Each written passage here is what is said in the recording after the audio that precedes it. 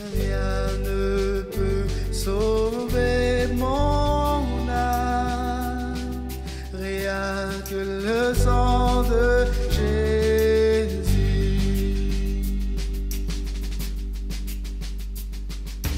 Pour elle, je ne réclame rien que le sang de Jésus.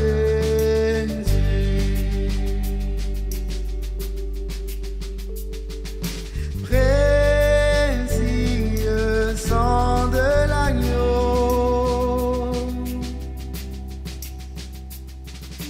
qui me donne un cœur nouveau.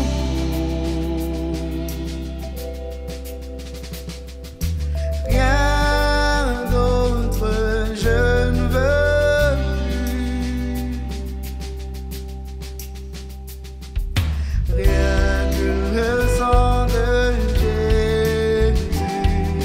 Rien que le sang de Jésus. Rien que le sang de Jésus. Rien que le sang de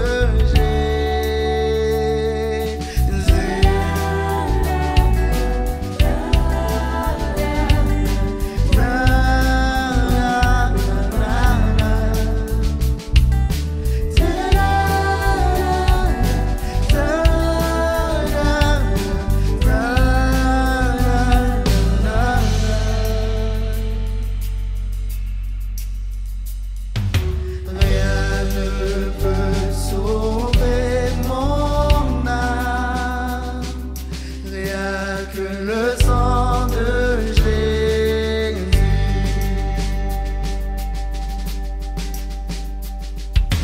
Pour elle, je ne réclame rien que le sang de Jésus.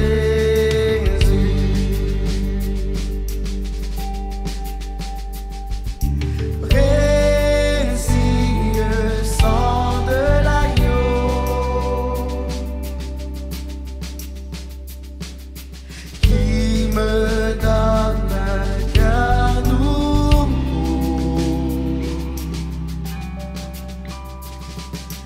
Rien d'autre je ne veux plus. Rien que le sang de Jésus. Non, rien que le sang de Jésus. Non, rien que le sang de Jésus. Rien que le sang de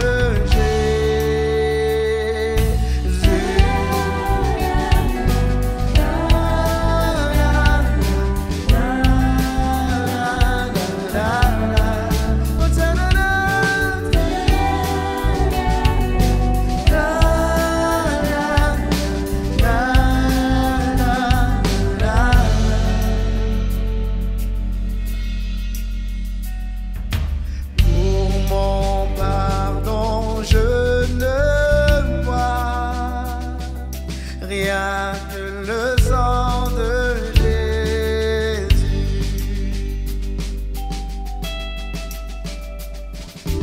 Pour mon salut, je ne crois rien que le sang de Jésus.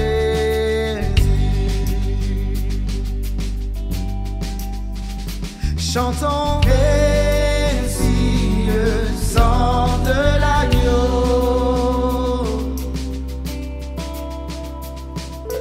qui me donne un cœur nouveau.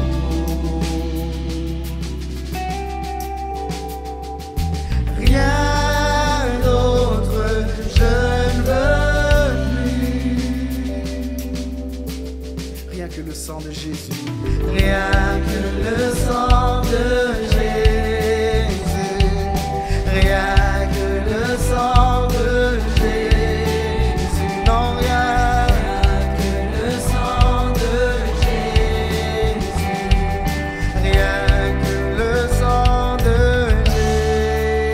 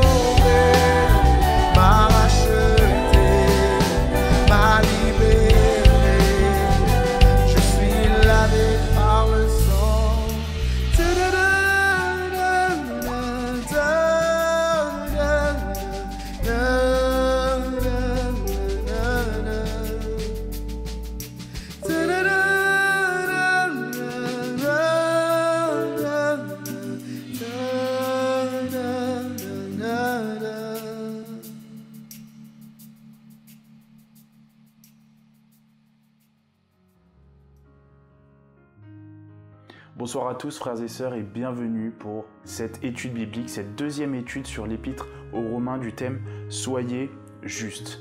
Et aujourd'hui, la leçon que nous allons voir s'intitule « L'homme livré à lui-même ».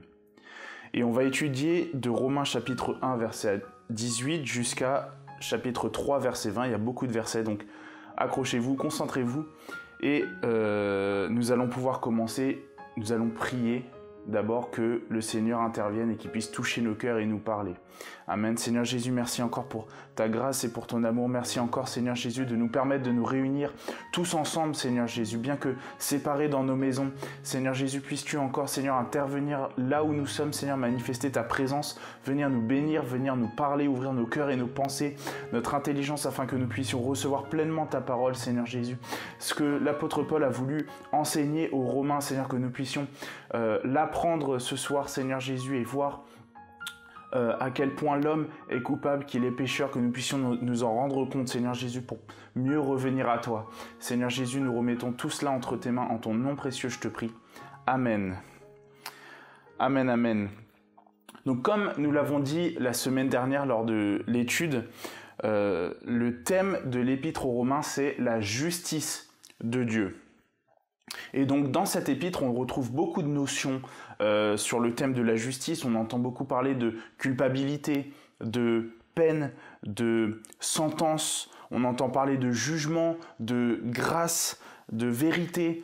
Ce sont vraiment des mots qui reviennent sans cesse tout au long de l'épître, parce que le thème c'est la justice de Dieu. Et d'ailleurs, après s'être présenté, comme nous l'avons vu lors de la dernière étude, l'apôtre Paul, qui d'ailleurs a exposé aussi les raisons de son épître, l'apôtre Paul va exhorter les Romains sur la justice. Et la première chose, le premier aspect qu'il va vouloir voir avec eux, c'est que l'homme est coupable. La culpabilité de chacun d'entre nous en tant qu'être humain, c'est la première notion que l'apôtre Paul explique dans cette épître. Alors c'est pas forcément un sujet joyeux, c'est toujours triste la culpabilité de l'homme évidemment, mais c'est une étape nécessaire pour nous quand on parle de la justice de Dieu. C'est toujours le premier pas que l'on doit faire pour rentrer dans la justice de Dieu, pour pouvoir marcher selon la justice de Dieu, parce qu'il faut déjà reconnaître que nous sommes coupables et que nous sommes sur une mauvaise voie, qu'on a besoin du Seigneur Jésus pour revenir à lui. Donc, l'apôtre Paul commence par expliquer en quoi les non-juifs, en quoi les païens sont coupables. Alors pour cela, on a l'habitude avec Paul, il ne fait pas dans la demi-mesure, il va employer des termes qui sont durs, mais qui sont vrais, réels. Il nous explique un petit peu l'évolution de l'humanité, ou plutôt la rétrogradation plutôt de l'humanité et de chaque humain aussi individuellement, depuis la création du monde et depuis la création de l'homme. On peut voir au travers de ce que dit Paul, le processus par lequel l'homme passe depuis sa création. C'est un processus en 4 étapes. La première, c'est l'intelligence. Et on va lire pour cela dans Romains au chapitre 1, les versets 18 à 20. La colère de Dieu se révèle du ciel contre toute impiété et toute injustice des hommes qui retiennent injustement la vérité captive, car ce qu'on peut connaître de Dieu est manifeste pour eux, Dieu le leur ayant fait connaître. En effet, les perfections invisibles de Dieu, sa puissance éternelle et sa divinité se voient comme à l'œil depuis la création du monde. Quand on les considère dans ses ouvrages, ils sont donc inexcusables. Donc ça, c'est l'intelligence de l'homme. L'homme est un être sachant. Il a le savoir, il a la conscience d'avoir été créé par Dieu. Il a été créé avec la connaissance de Dieu. Il avait été créé d'ailleurs à l'origine avec une compréhension du monde et de qui est Dieu, de ce qu'il a fait. Il avait une communion réelle avec Dieu. Et d'ailleurs, Adam et Ève connaissaient très bien Dieu, ils avaient l'habitude d'avoir une communion avec lui parce que Dieu venait souvent dans le jardin. C'est écrit au tout début de la Bible, dans le livre de la Genèse. Et d'ailleurs, pas que Adam et Ève, leurs enfants aussi, et leurs petits-enfants. Au début, tout le monde connaissait Dieu et qui il était. Et si, au cours de l'histoire, les hommes ont perdu cette connaissance de Dieu, quelque part, ils n'avaient plus cette même communion parce qu'ils se sont égarés. Quelque part, l'homme a quand même gardé une certaine conscience de qui est Dieu. Les hommes se sont inventés eux-mêmes des dieux selon leur propre philosophie à cause de cette conscience de l'existence de Dieu.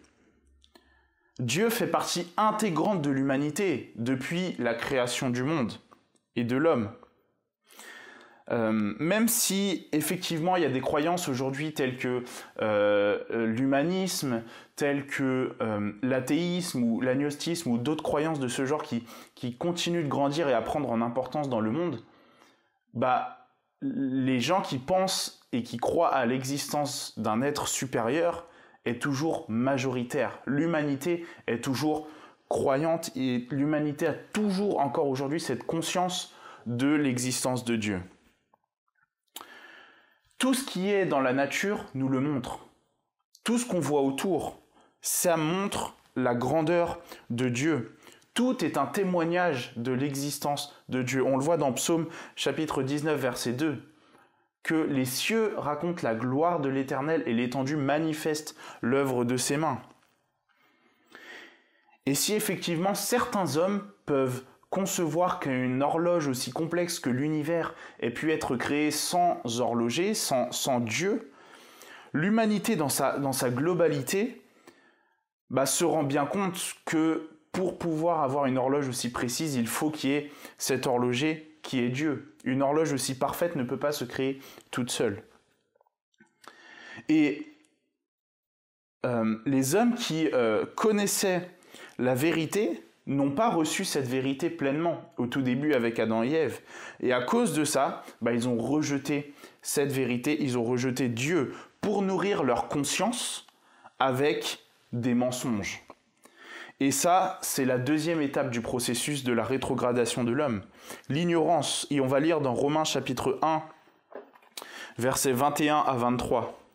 « Puisque, ayant connu Dieu, ils ne l'ont point glorifié comme Dieu et ils ne lui ont point rendu grâce, mais ils se sont égarés dans leurs pensées, et leur cœur sans intelligence a été plongé dans les ténèbres. Se vantant d'être sages, ils sont devenus fous, et ils ont changé la gloire de Dieu incorruptible en image représentant l'homme corruptible, des oiseaux, des quadrupèdes et des reptiles. » Alors oui, les hommes ont rejeté Dieu, mais ils ont gardé en eux ce besoin d'adorer quelque chose à cause toujours de leur conscience. Et du coup, l'homme s'est livré à l'idolâtrie. Ils ont adoré des faux dieux, ils ont créé des faux dieux. L'homme qui a été créé avec la domination sur toute la création, lui-même s'est mis à genoux devant l'image des hommes, l'image des animaux, des reptiles, des vaches, des différents animaux. On peut le voir ça dans toutes les mythologies qui existent. Si vous étudiez un peu les peuples d'Amérique du Sud, les Amérindiens, toute l'Afrique, l'Asie orientale et même l'Europe, il y a eu des mythologies dans tous les sens avec des milliers, peut-être même des centaines de milliers de dieux différents. Et d'ailleurs, les mythologies les plus connues pour nous aujourd'hui, ce sont la mythologie égyptienne, avec tous les dieux qu'ils avaient, et aussi la mythologie grecque. Et la mythologie grecque était très semblable, similaire à la mythologie romaine. Et les Romains, quand ils reçoivent cette épître, du coup, ils peuvent exactement comprendre ce que Paul est en train de dire. L'idolâtrie, pour eux, c'était le quotidien, pas de l'église romaine, pas des chrétiens de Rome, mais de la ville de Rome en général. Pour eux, c'était tout autour d'eux, des temples partout, des faux dieux, des statues, peut-être même des peintures, des choses comme ça. Il y en avait partout. Donc pour eux, ils réalisaient exactement ce que Paul était en train de dire quand il parlait de l'idolâtrie et de l'ignorance dans laquelle était tombé l'homme. Donc l'homme, et y compris du coup les Romains, les habitants de la ville de Rome, avaient échangé la gloire de Dieu contre la honte de l'idolâtrie. Ils ont échangé la vérité contre le mensonge. Ils ont échangé l'incorruptibilité contre la corruption. Et d'ailleurs, quand on regarde l'histoire de l'humanité et tout ce qui est écrit dans la Bible, les premiers idolâtres, c'était Adam et Ève. Alors oui, il ne nous est pas raconté une histoire comme quoi ils se sont prosternés devant une statue ou une image ou quoi que ce soit, mais quelque part ils se sont laissés séduire avec une phrase que Satan leur a dite dans Genèse 3.5, qui dit « Si vous mangez de ce fruit, vous serez comme des dieux. » Alors je paraphrase, mais il leur a dit « Vous serez comme des dieux. » Et du coup, Adam et Ève se sont laissés séduire par ça. Quelque part, ils se sont dit « Ah, ça peut être bien. Je vais prendre la place de Dieu dans ma vie. Je serai moi-même Dieu. » Et ça, c'est le premier acte idolâtre de l'histoire de l'humanité. L'homme qui a été créé à l'image de Dieu, lui-même, il a fait des dieux à son image et à l'image des choses sur lesquelles il avait domination, telles que les animaux. Et finalement, lorsque l'homme se place lui-même comme étant Dieu dans sa propre vie pour lui-même, alors il rentre dans la troisième phase de ce processus qui est l'immoralité. Romains chapitre 1, versets 24 à 27. C'est pourquoi Dieu les a livrés à l'impureté selon les convoitises de leur cœur, en sorte qu'ils déshonorent eux-mêmes leur propre corps. Eux qui ont changé la vérité de Dieu en mensonge et qui ont adoré et servi la créature au lieu du Créateur, qui est béni éternellement. Amen. C'est pourquoi Dieu les a livrés à des passions infâmes, car leurs femmes ont changé l'usage naturel en celui qui est contre nature, et de même les hommes abandonnent l'usage naturel de la femme, abandonnant l'usage naturel de la femme, se sont enflammés dans leurs désirs les uns pour les autres, commettant homme avec homme des choses infâmes et recevant en eux-mêmes le salaire que méritait leur égarement. Donc, l'homme qui devient son propre Dieu peut se donner entièrement à ses envies. Il peut se donner entièrement à ses désirs, à ses plaisirs personnels, à ce qu'il aime, à ce qu'il est, selon lui.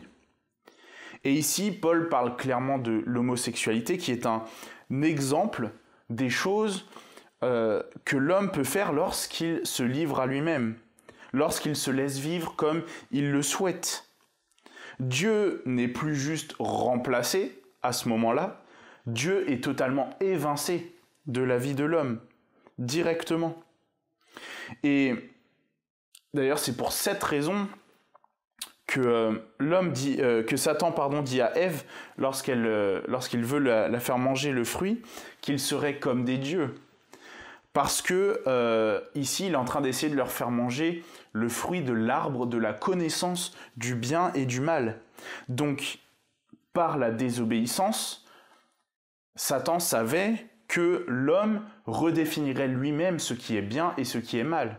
Il ne s'agit plus d'accepter ce que dit Dieu au sujet du bien et du mal. Il ne s'agit plus d'écouter Dieu en disant, qui nous dit « ça c'est bien, ça c'est mal ». Ici, il s'agit nous-mêmes de définir « ça c'est bien, ça c'est mal ». Ok, Dieu dit peut-être ça, mais bon, moi je ne suis pas d'accord, je change. Et donc finalement, l'homme s'est fait son propre Dieu. Il est devenu non plus à l'image de Dieu, mais à l'image de Satan, c'est-à-dire un être orgueilleux qui cherche à prendre la place de Dieu. L'homme s'adore lui-même à ce moment-là, comme Satan cherche l'adoration.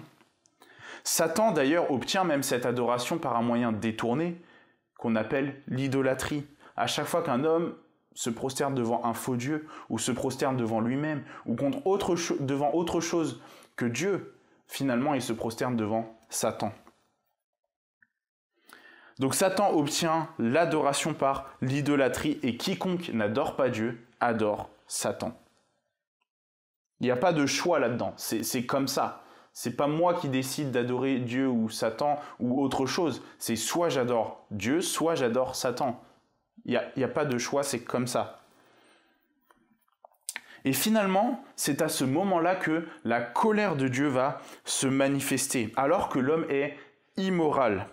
Dieu va le livrer à ses impuretés. Ici, le châtiment, c'est plus le déluge, c'est plus le feu du ciel qui va tomber. Ici, c'est Dieu qui laisse l'homme à ses désirs, à ses penchants, à son péché. Et c'est peut-être le pire châtiment que Dieu peut nous donner, c'est de nous laisser nous livrer au péché pour qu'on s'éloigne toujours plus de lui. Mais alors pourquoi est-ce que Dieu fait ça ?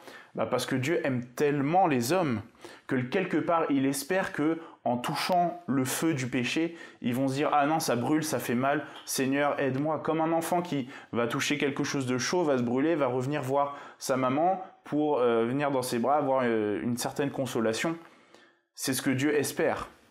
Et si effectivement certains hommes viennent à la repentance à cause de ça, l'humanité dans sa globalité va s'enfoncer encore plus dans le processus de rétrogradation et vont atteindre le dernier stade, le 4e, qui est l'obstination. Et on va lire dans Romains chapitre 1, versets 28 à 32.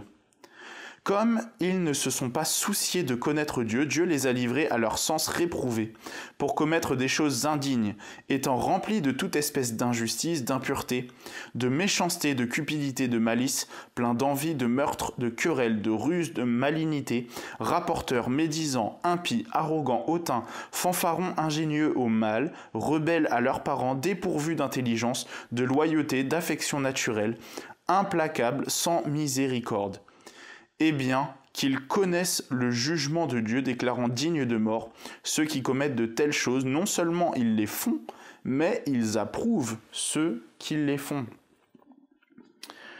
Donc effectivement, l'homme s'est totalement plongé dans le péché, il s'est allongé dedans, il se baigne totalement dans le péché, il s'y est donné entièrement.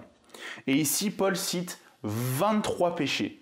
23, on a lu toute la liste, ça peut paraître long, 23 et qui sont toujours aujourd'hui d'actualité.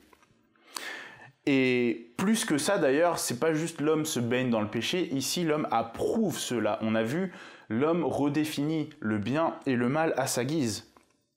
Donc l'homme est coupable. Par ce processus, l'homme se rend coupable et toujours plus coupable au fur et à mesure qu'il avance dans le processus. Et finalement, Paul va continuer dans le 2e chapitre en nous expliquant que, effectivement, les non-juifs sont coupables, mais les juifs aussi le sont. C'est pas parce que le peuple juif est le peuple élu de Dieu qu'il n'est pas coupable.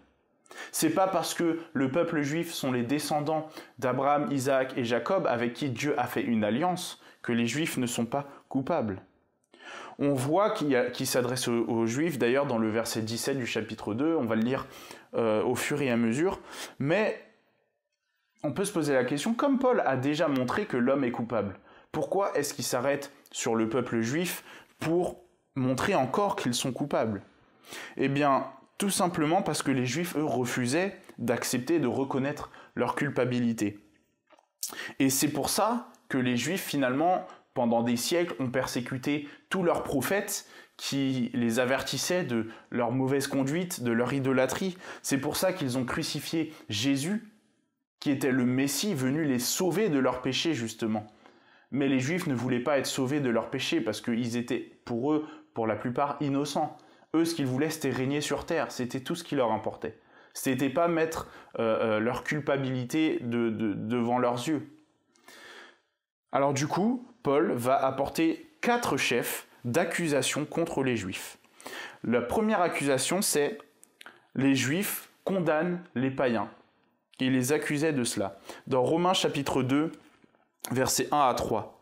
« Ô homme, qui que tu sois, toi qui juges, tu es donc inexcusable, car en jugeant les autres, tu te condamnes toi-même, puisque toi qui juges, tu fais les mêmes choses.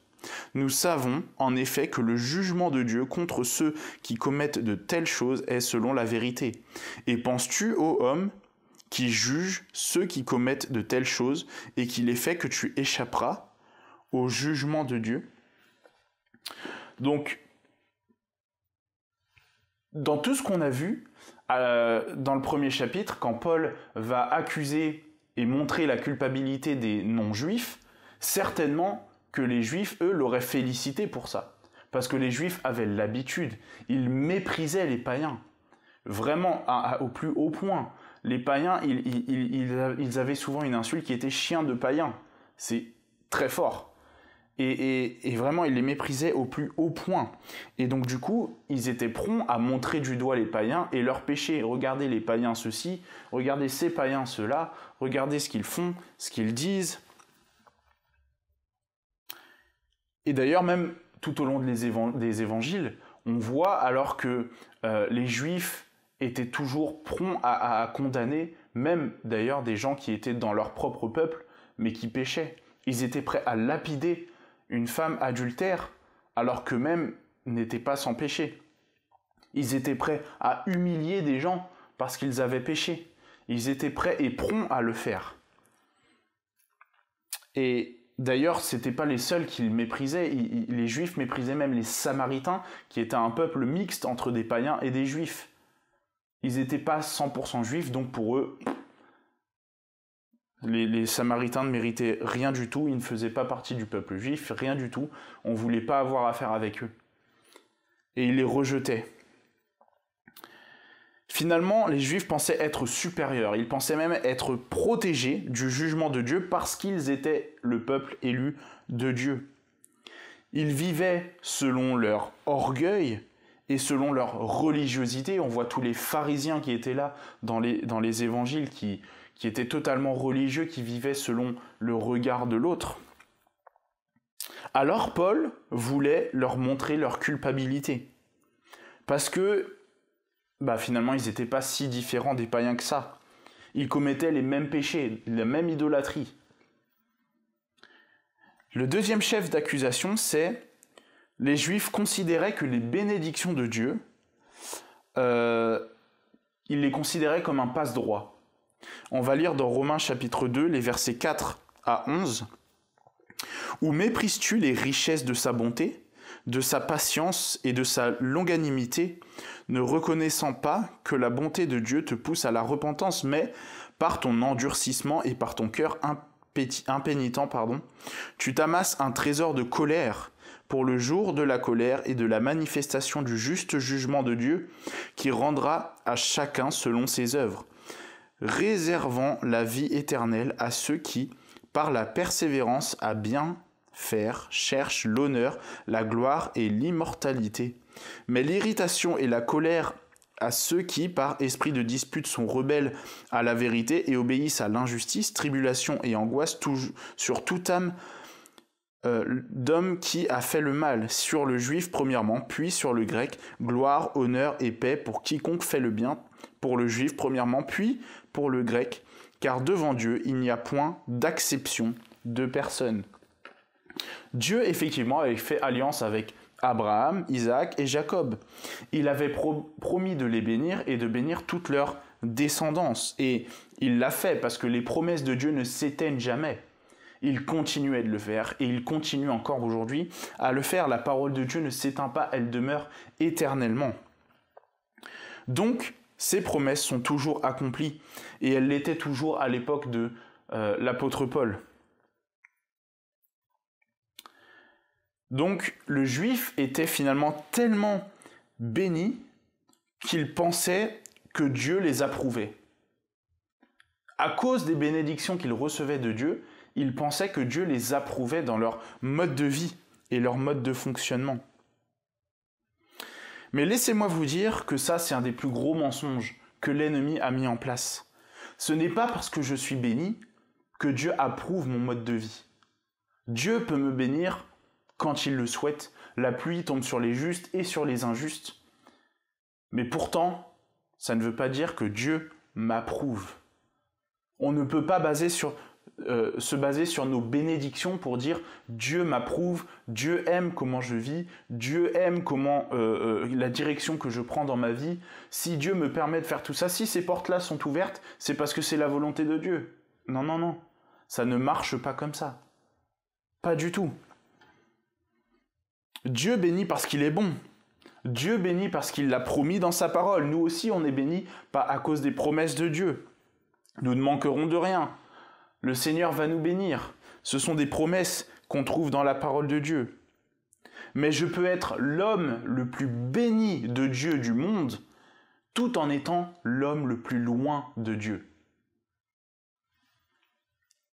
Paul essayait de faire comprendre ça aux Juifs, que les bénédictions, ce n'est pas un signe que Dieu est avec eux. Au contraire, les bénédictions devraient nous faire sentir la responsabilité. Et oui, le fardeau. Les bénédictions doivent nous faire prendre conscience de l'importance de vivre selon la justice de Dieu. Les Juifs pensaient « je suis béni, donc je suis validé ».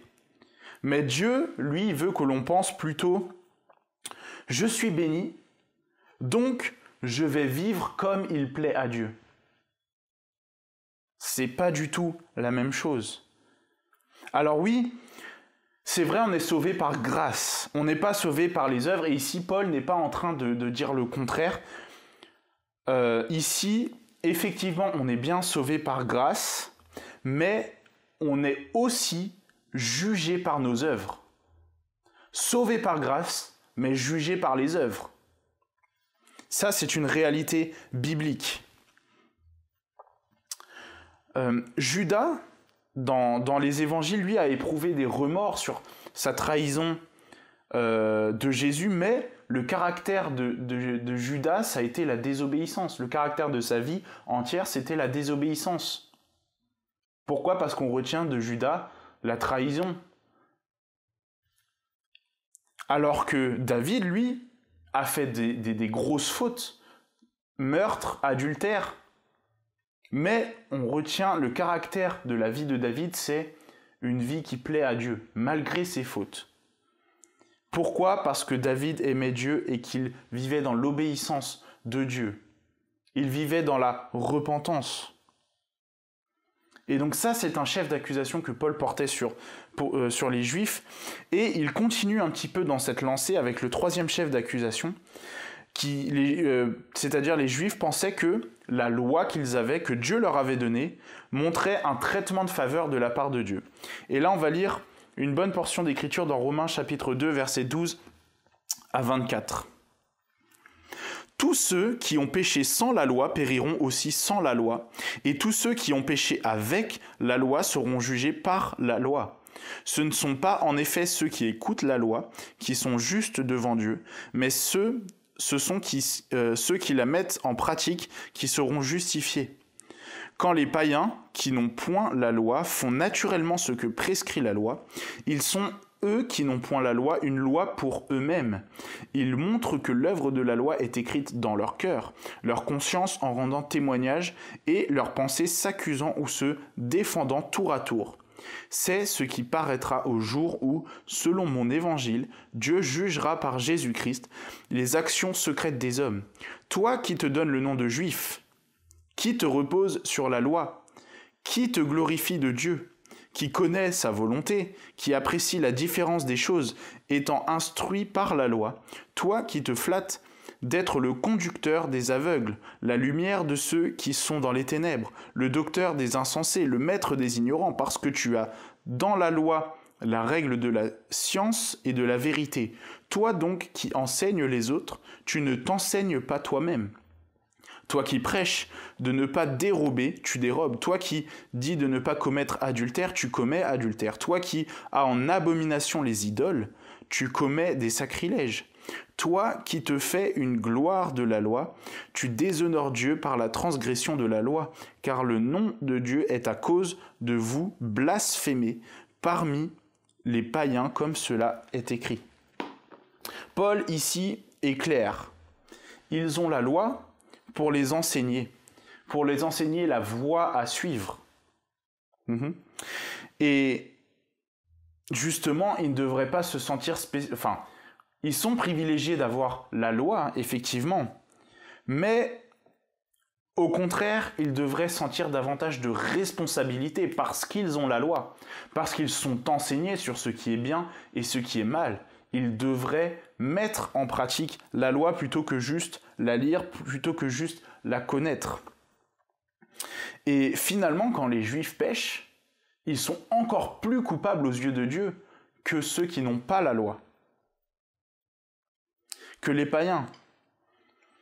L'idolâtrie des païens et celle du peuple d'Israël ne sont pas au même niveau. Pour les Juifs, c'est beaucoup plus grave, eux qui sont enseignés sur la vérité de Dieu. C'est pas du tout la même gravité aux yeux de Dieu. Et d'ailleurs, même les païens qui n'ont jamais reçu la loi de Dieu, quelque part, ils ont dans leur cœur la connaissance de la loi. D'une certaine manière, ils savent quand même s'il y a certaines choses qui sont bien ou qui sont mal. Alors bien sûr, c'est pas quelque chose de parfait, il y a pas mal de défauts, mais ils ont quand même certaines notions de la justice de Dieu. Juste de naissance, c'est écrit dans leur cœur. Donc, un païen peut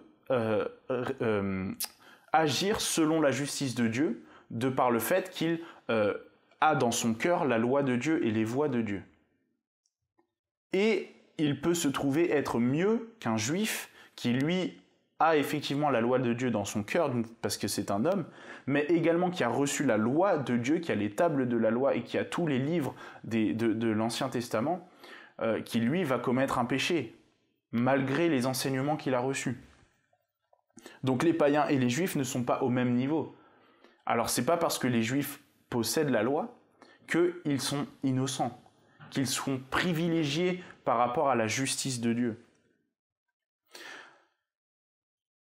Parce que ce qui est important, c'est pas juste d'avoir la loi, c'est de la mettre en pratique.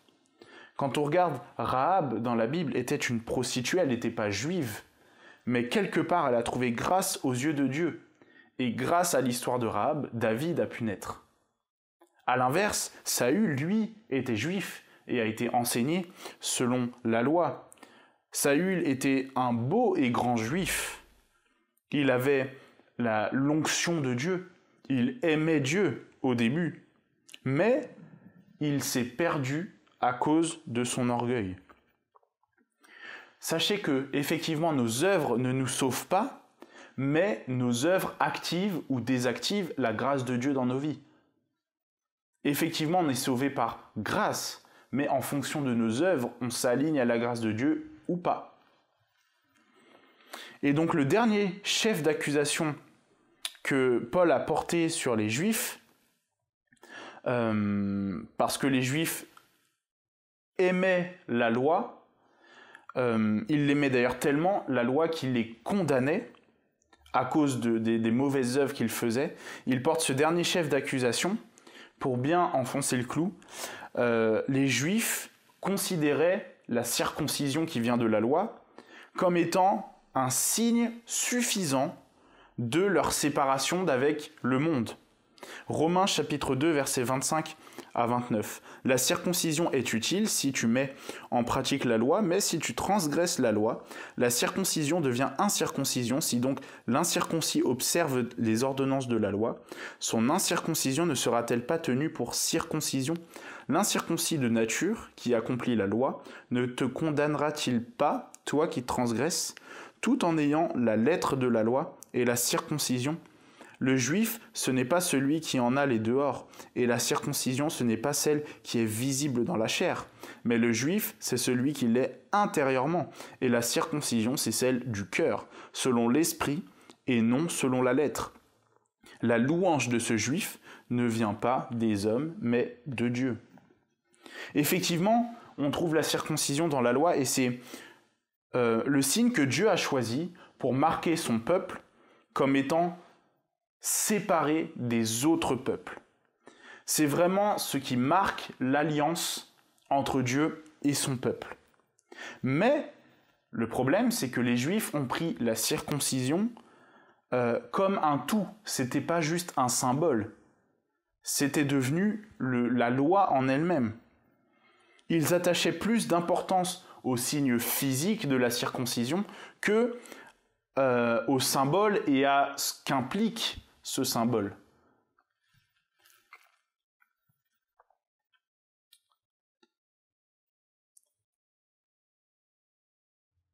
Et les Juifs comprenaient pas que la circoncision, c'était ce symbole entre l'alliance de Dieu et ce symbole de l'ancienne alliance entre Dieu et le peuple. Et que ce symbole devait les encourager à se séparer du monde, dans leurs actions, dans les choses qu'ils faisaient, à se séparer du péché. Ils vivaient dans un monde d'apparence, et comme je l'ai dit tout à l'heure, Jésus leur reprochait souvent cela dans les évangiles, notamment aux pharisiens, dans un monde d'apparence. On a l'impression que ce sont des grands hommes juifs, des hommes de Dieu qui obéissent à la loi de Dieu, mais en fait, dans leur cœur, ils commettent les mêmes péchés. C'est pour ça que Jésus les accuse. Attention, vous n'avez peut-être jamais commis un meurtre, mais si vous avez déjà pensé à tuer quelqu'un, vous êtes comme un meurtrier.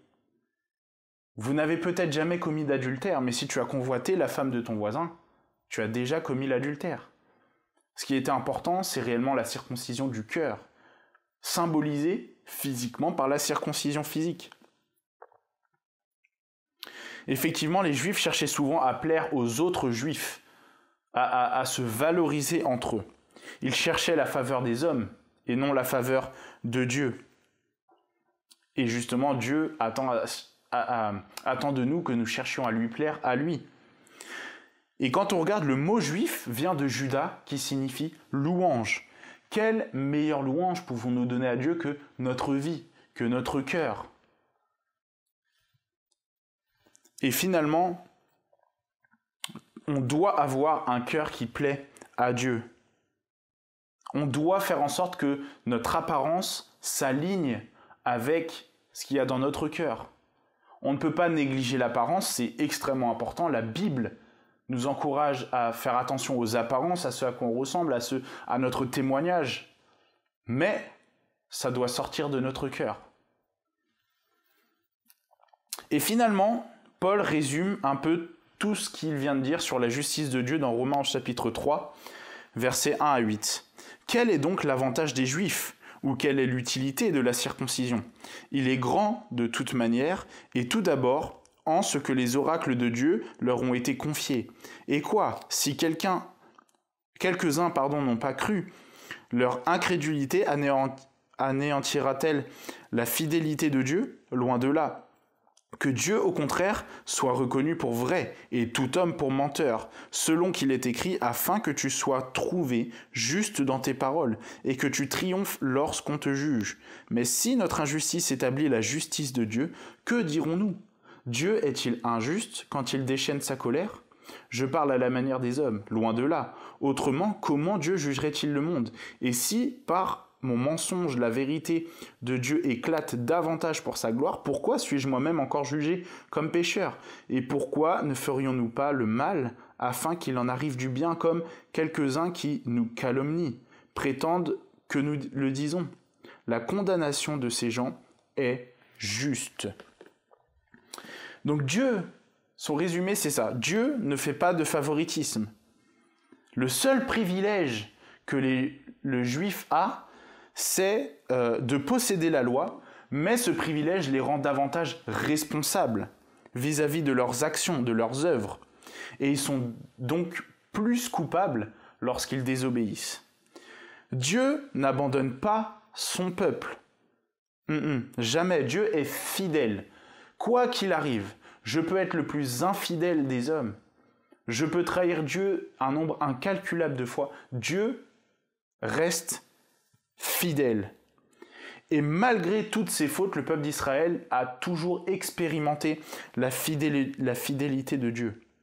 Et d'ailleurs, à cause de l'infidélité du peuple d'Israël, la fidélité de Dieu s'est manifestée parce que, vu tout le grand nombre de fois où les Juifs se sont éloignés de Dieu, sont tombés dans l'idolâtrie, dans le péché, Dieu est toujours resté à leur côté. Il a toujours voulu les ramener à lui.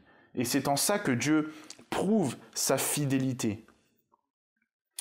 Et la troisième chose, c'est même si Dieu est fidèle, Dieu est un juste juge.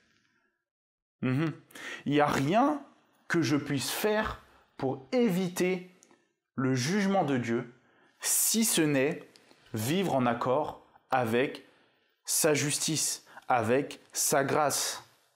C'est la seule chose que je peux faire. Je suis un homme, je suis perdu, je suis passé par toutes les étapes de la rétrogradation, mais par la grâce de Dieu, je peux être sauvé et je peux vivre une vie en accord avec sa justice. Et donc pour terminer, Paul insiste encore, tous les hommes sont pécheurs. Il insiste une dernière fois. Juifs, non-juifs, peu importe, l'homme est pécheur. Romains chapitre 3, et on va lire les derniers versets, des versets 9 à 20. Quoi donc? Sommes-nous plus excellents? Nullement. Car nous avons déjà prouvé que tous, juifs et grecs, sont sous l'empire du péché. Selon qu'il est écrit, il n'y a point de juste, pas même un seul. Nul n'est intelligent, nul ne cherche Dieu. Tous sont égarés, tous sont pervertis.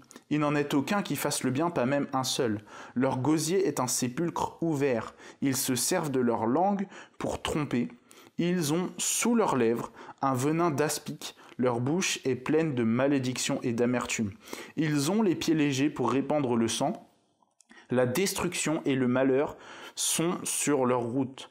Ils ne connaissent pas le chemin de la paix. La crainte de Dieu n'est pas devant leurs yeux. Or, nous savons que tout ce que dit la loi, elle le dit à ceux qui sont sous la loi, afin que toute bouche soit fermée, et que tout le monde soit reconnu coupable devant Dieu. Car nul ne sera justifié devant lui par les œuvres de la loi, puisque c'est par la loi que vient la connaissance du péché. Donc ici, dans ce passage, l'apôtre Paul cite plusieurs versets dans les psaumes.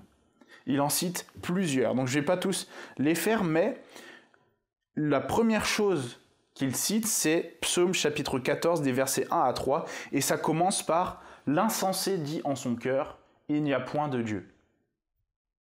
L'insensé dit en son cœur, il n'y a point de Dieu, et quand on traduit de manière littérale ce verset, c'est l'insensé dit en son cœur, non Dieu. Seigneur, non.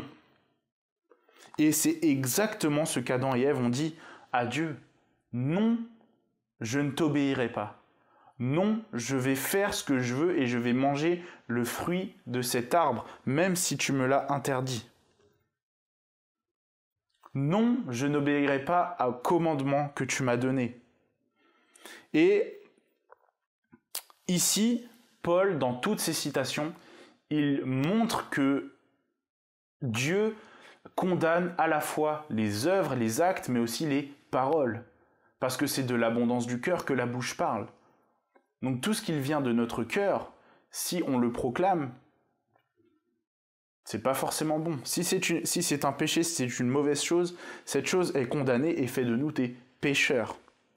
Et finalement, Paul termine en disant ceci, que vous soyez juifs avec la loi, ou que vous soyez païens avec votre conscience, celle qui vous a été donnée par Dieu, il vous est impossible de vivre selon la justice de Dieu. Qui que vous soyez, c'est impossible de vivre selon la justice de Dieu. Tout ce que Paul ici est en train de dire, c'est pas de montrer du doigt en disant « vous les Romains ceci, vous les Romains cela », pas du tout. Ici, Paul est en train d'enseigner les Romains. Il n'est pas en train de leur prêcher en leur disant « revenez à Dieu, revenez à la justice de Dieu ». Ici, il est vraiment en train d'essayer de les faire grandir dans la connaissance. Et la première étape, quand on veut apprendre au sujet de la justice de Dieu, c'est dire « pour nous, c'est impossible de vivre selon la justice de Dieu ». Il est en train de leur enseigner que l'homme est coupable par nature dès la naissance et depuis la création du monde. C'est une culpabilité qu'a priori rien ne peut enlever. Une culpabilité que je ne peux pas m'en débarrasser. Et peu importe à quel point je mets des efforts pour essayer de m'en débarrasser, je suis coupable. Donc le premier pas pour marcher selon la justice de Dieu, c'est de reconnaître sa culpabilité. Qu'on soit juif ou non, reconnaître notre culpabilité. Sans l'amour de Dieu, nous sommes perdus. Sans sa grâce, nous ne pouvons être sauvés. Alors ce soir, maintenant qu'on a bien montré à quel point l'homme est coupable, je voudrais qu'on passe un moment dans la prière, vraiment qu'on puisse reconnaître, qu'on puisse se déverser au Seigneur. Là où vous êtes, le Seigneur attend à ce que vous lui disiez que vous êtes coupable. Le Seigneur attend que je lui dise que je suis coupable. Et c'est ce qu'on va faire ce soir. On va vraiment passer un moment pour se repentir tous ensemble. Amen. Seigneur Jésus, merci Seigneur pour cet enseignement si précieux. Seigneur, de nous rappeler, Seigneur, à quel point nous sommes coupables, Seigneur Jésus. Nous avons fait tellement de choses contre ta volonté, contre ta loi. Seigneur Jésus, pardonne-nous. Seigneur Dieu Tout-Puissant, pardonne nos péchés, pardonne mes péchés. Si quelque part je me suis mis en avant, si j'ai pris ta place dans ma vie, si je me suis fait moi-même Dieu, Seigneur Jésus, pardonne-moi. Seigneur, si il y a une idole dans ma vie, quelque chose que j'ai dressé comme étant plus important que toi dans ma vie, Seigneur, pardonne-moi. Seigneur Jésus, ces autels, Seigneur, que j'ai établis dans ma vie, que tu puisses les détruire par ta puissance, Seigneur Jésus. Et Seigneur, que tu puisses être le seul qui règne dans mon cœur et dans mes pensées, le seul roi, le seul Seigneur, le seul sauveur de ma vie. Seigneur, pardonne-moi, Seigneur, j'ai besoin de toi. Sans toi, je ne suis rien, sans toi, je suis perdu. Seigneur Jésus, viens à moi, viens à mon secours. Seigneur Jésus, j'ai tant besoin de toi. Seigneur, nous avons célébré, Seigneur, ce week-end, ta résurrection, Seigneur, toi qui as vaincu la mort pour mes péchés. Seigneur Jésus, viens à moi, Seigneur Jésus. Viens, Seigneur Jésus, m'apporter la victoire sur la mort et le péché. Seigneur Jésus, viens m'aider, Seigneur Dieu Tout-Puissant, dans ma marche avec toi. Je veux marcher selon ta justice. Seigneur Jésus, aide-moi à considérer ce qui est bien et ce qui est mal, Seigneur, selon ta définition. Seigneur, je ne veux pas me détourner de tes voies. Je ne veux pas me détourner, Seigneur Jésus, de ce que tu as établi. Seigneur, je veux te plaire à toi. Seigneur, merci encore pour ta grâce et pour ton amour. Et je crois, Seigneur, que tu me pardonnes. Je crois, Seigneur Jésus, que tu es miséricordieux et compatissant, lent à la colère et riche en bonté. Alors Seigneur, je te rends toute la gloire, la louange, l'honneur et la puissance au siècle des siècles. Amen. Amen, frères et sœurs, je vous souhaite une très bonne soirée, que le Seigneur vous bénisse. Et si vous voulez encore prier, n'hésitez pas, le Seigneur est avec vous, chez vous.